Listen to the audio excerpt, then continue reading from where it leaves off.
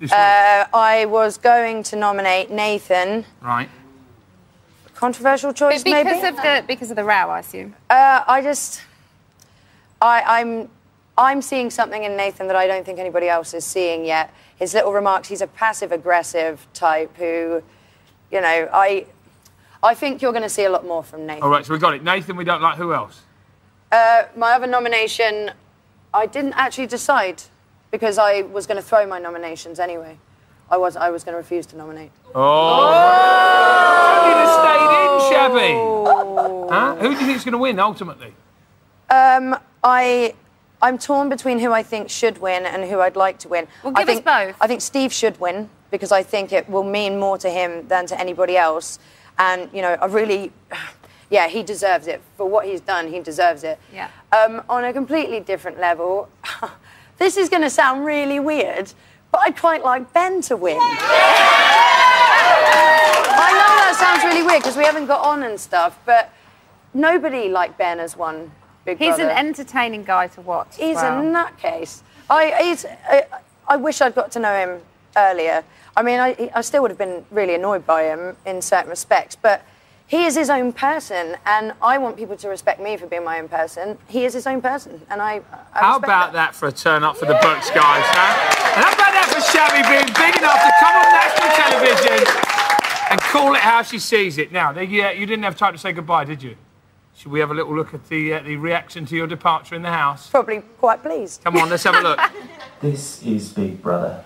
Shabby has now left the Big Brother house. The storeroom is now open for housemates to collect Shabby's suitcase. Would one housemate ensure that Shabby's belongings are packed into her suitcase and return the suitcase to the dining room? Yeah. Keith, come on. Keith. Can't believe it. You right? You right?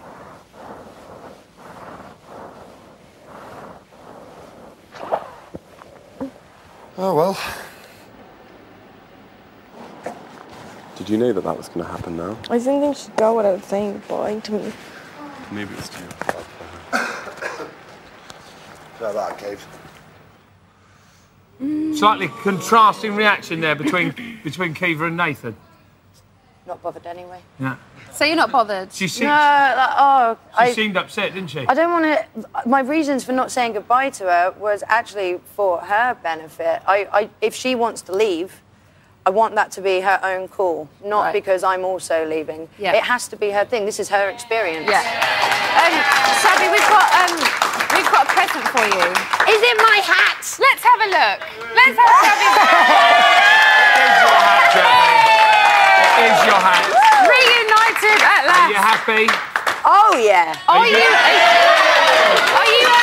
Shabby, are you going to be going back to your squat now? Am I going to be going back to the squat? Well, there's a question. Maybe not for a little bit, but I will rejoin them, yeah. Right. I just need some time to readjust to not being confined to a very small space. And, you know, we've had, you know, a nice bathroom and, you know, a big garden and all those kind of things. You've been spoiled. We've been spoiled. Mostly, apart from the chickpeas. All right, Shabby, give her a big round of applause. Thank Great you. housemate, Shabby, everybody. Make sure you join us after the break when we'll be joined by the man responsible for putting Ben through his paces last night, Special Forces Officer Michael Hawke down. Plus, we'll get to the bottom of the housemate politics with Paul Ross. We'll see you in 4.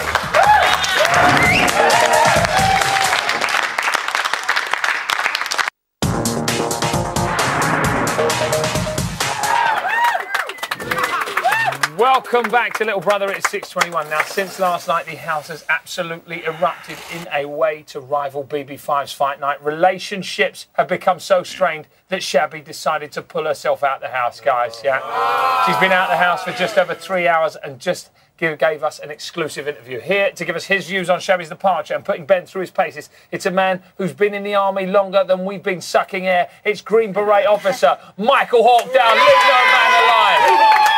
Hoo-ha! Hoo-ha! Michael. You're getting good at that. Hoo-ha! When you've got a deserter in the ranks, what's the normal army procedure dealing with someone who's gone AWOL? I'm not talking about a terrible 80s film with Jean-Claude Van Damme. That is a bad film. Basically, you got to recapture and then incarcerate them. Really? Right, okay. No, I hope not. I hope not. That's a fact. Really? Long stint in the big house, or in this case, out of the big house. Do you know what? I mistook incarcerate for incinerate there, and that was a terrible mistake to make. But that's all right. You just want to put them back in some kind of prison. Too much hoo-ah. Too much hoo-ah. Who will Shabby's defection? How will it affect the troops? Well, I think, frankly, there's going to be an increase in morale and an increase in chow. Really? What? So you think they're going to be happier and they'll have more food and all the rest of it? Yeah. Why not? Okay, let's go back to last night's show. We saw you putting Ben and Dave through their paces.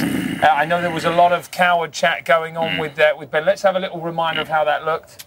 All right. What is this? No, I didn't tell you to stop. Keep running. Double time. Double time. Ben.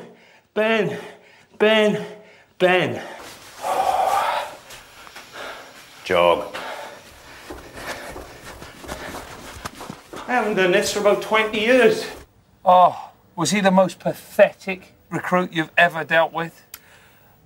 I have seen worse, but not much. Really? I'm assuming if you're going into battle, he's the kind of guy you want to be facing head on. I don't even think they'd have him. Really? No. Imagine him just standing in the trenches, just pushing his hair up. Like, Yeah. I mean, if you're talking about Ben, my God, I've seen jellyfish with more spine than that boy. Okay, what would you do if he was genuine, if he was in your platoon and you were trying to deal with the situation? What would you do with him? A week of Hawk's hell, and I'll have that boy as hard as woodpecker. Really? Do you think you could knock him into shape? Oh, I know it. Really? I know it. I mean, he kind of stood up to you. I've got to be honest with you, Mike. Oh, I can't believe you're going to say that. Come on, didn't he? He did stand up to him a little bit. I felt he kind of... All right, let's define this. If you call dodging the bullet by throwing your buddy in harm's way bravery, okay, I call it cowardly. He still had another day above ground or something, like you say. Well, yeah, if you want to run away and live another day, there is that theory. Oh, right, okay, so he should have took the bullet. Yes, he should have. Really? He deserved it. Right, okay. I would have hoped maybe you would have opened a big can of whoop-ass on him, though, Mike. You didn't really... I knew he was going to fold before I ever got my hands on him, so I wanted him to at least experience a few moments of enrichment. Right, so I went easy. And now, Mikey, we've got a lot of communication coming in about you, actually, from last night's show. Lucy says, OMG, the army guy is fit. Yeah? Mag says, put Michael Hort in that house for 2 weeks. He's a babe. Yeah? Honey Bear 1998 says, Michael Hort is hot. So let's have some more of it. Man, it sounds to me like they need to step away from the crack pipe. Really? Yeah. Right, okay. Well, we obviously we can't say that about those people. That was nice comments from them. It's a joke. Michael Hawk down, everybody. Give him a big round of applause. Let's go over to Emma, who's with Paul Ross. I am indeed. Lots of love for Michael Hawke there. Now let's have lots of love for Paul Ross. Thank you. Right, Paul, we want all of your big brother guidance on everything that's happening, because you're a massive fan, aren't you? I'm very enthusiastic, yes. You're a huge Big Brother Although fan. it was a slow burner, this one, I thought, because it took me a while to pick my favourites and my most hated, but I've now got them sorted. But now you've got them. Okay, we'll get to that in a minute.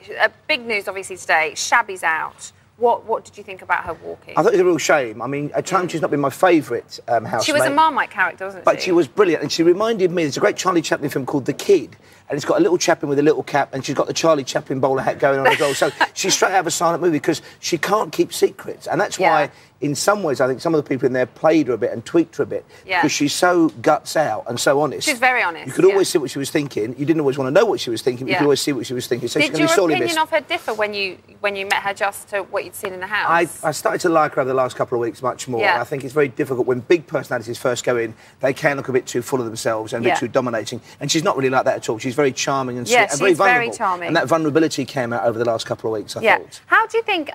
How are Big Brother walkers perceived? Do you think? It's a difficult thing to say with Shabby here, but I think they're basically perceived as lightweight losers and deadbeats.